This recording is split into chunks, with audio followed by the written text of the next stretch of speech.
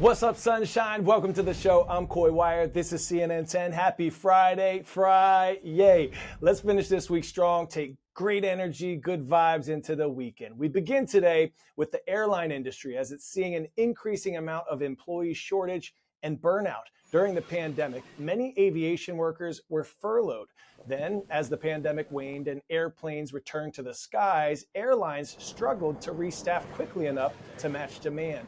This has caused staffing shortages, schedule confusion, and long days on the job for some, sometimes working more than 14 hours in a day. Plus, according to the US Federal Aviation Administration, there has been an increase in disruptive passenger incidents. These issues aren't limited to pilots and flight attendants either. Even air traffic controllers have been impacted as their workers' union president recently told Congress they've been understaffed and overworked. All this stress has led to growing concerns over the mental health of aviation industry workers. This issue was put front and center in the case of Joseph Emerson, an off-duty pilot who was charged with trying to crash an Alaska Airlines flight from inside the cockpit in October. Emerson later told police he'd been battling depression. The FAA has now announced a new committee that will seek to identify and remove any remaining barriers that discourage pilots from reporting and seeking care for mental health issues like depression or anxiety. The National Transportation Safety Board recently had a roundtable discussion with aviation and medical experts on addressing the topic of pilots' mental health. Our Karen Kafa has more for us from the summit. I do want to acknowledge that this can be a difficult topic for some. The National Transportation Safety Board leading an expert discussion on pilots and mental health. Let me be clear. The safety risk comes from a culture of silence around mental health, not about seeking help.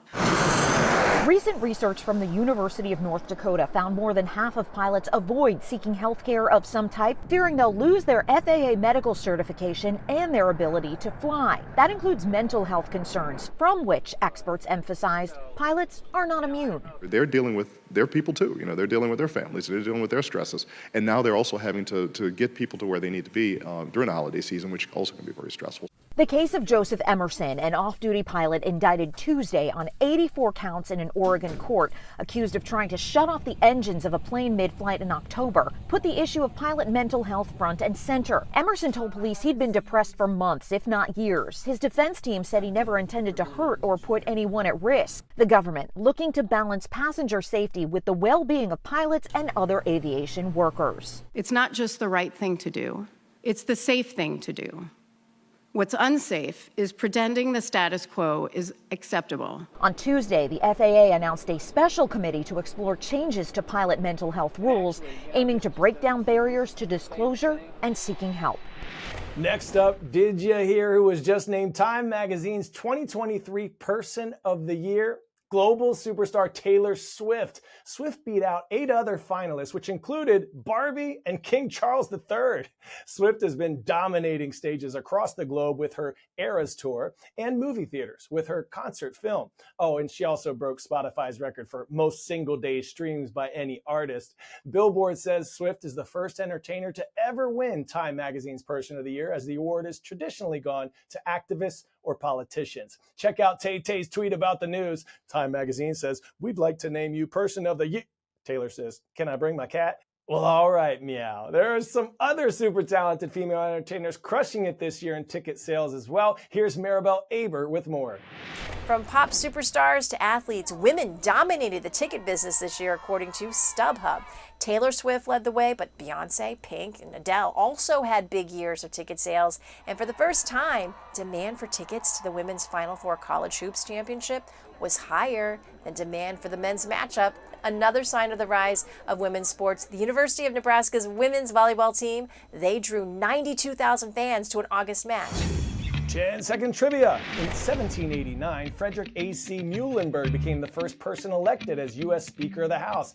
What year was the first woman elected to that position? 1850, 1980, 2007, 2021. If you said 2007, put your hands up. Nancy Pelosi of California became the first woman Speaker of the House more than 200 years after the position was established. Former House Speaker Kevin McCarthy is resigning from Congress and will leave at the end of this year. McCarthy made the announcement in a Wall Street Journal op-ed. This comes just 2 months after his unprecedented ouster from the speakership post. McCarthy's decision will narrow the House GOP's already slim majority.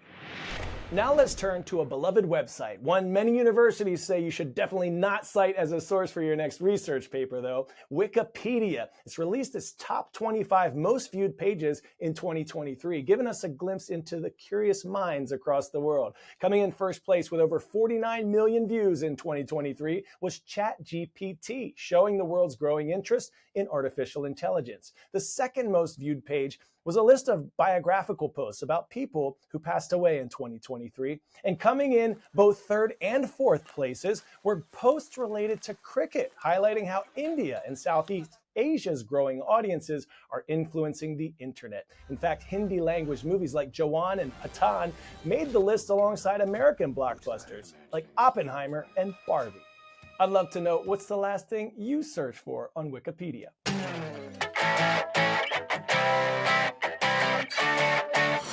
All right, if you have acrophobia or fear of heights, today's stories getting a 10 out of 10s might not be for you. Take it away, Jeanne Moos. 2 stories in one. Both many stories high.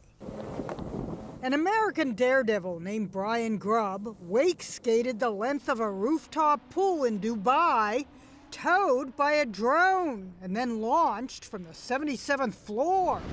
Brian's off the ramp. When he went off, the board stayed tethered to the drone, and Brian stayed in free fall for about 6 seconds until his chute opened. He then floated down to the beach for a soft landing. This idea started about 10 years ago or so, just as a pipe dream, and we just pulled off the sickest thing I've ever done on a wake skate, for sure. You know what else he'd probably laugh at? This, the beam. It's the latest attraction atop 30 Rockefeller Center in New York. Even some at home say, just watching this gave me anxiety. The idea is for visitors to recreate that famous photo of the iron workers who built 30 Rock on a beam eating lunch, minus the lunch. To get up to the roof and take this 3-minute ride costs about $60. The beams, there are 2 of them, go up 12 feet, then rotate. You are now facing Central Park. The price includes a photo. Now everyone has an excuse to say, Scotty, beam us up fast. the Scream Beam and the Epic Leap have one thing in common. Both are Energizing. Jeanne Moos. CNN, New York. Adventures like those are not for everybody, but we hope they remind and inspire you to maximize your moments. Only 86,400 seconds in a day, so be curious, explore, have fun, tell your friends and loved ones you love them. We have love for you. Thanks for subscribing and commenting all week. This shout out goes to the Bulldogs in Miss Porter's class at San Rafael High in San Rafael, California. What up, Elijah? And shine bright like a diamond. There we go. To all the links in Mrs. Blevins' class at Diamond High School in Anchorage, Alaska. Rise up. Go on out, make someone smile today. Remember, you are more powerful than you know. I'm Coy. It's been a blessing to spend this week with you.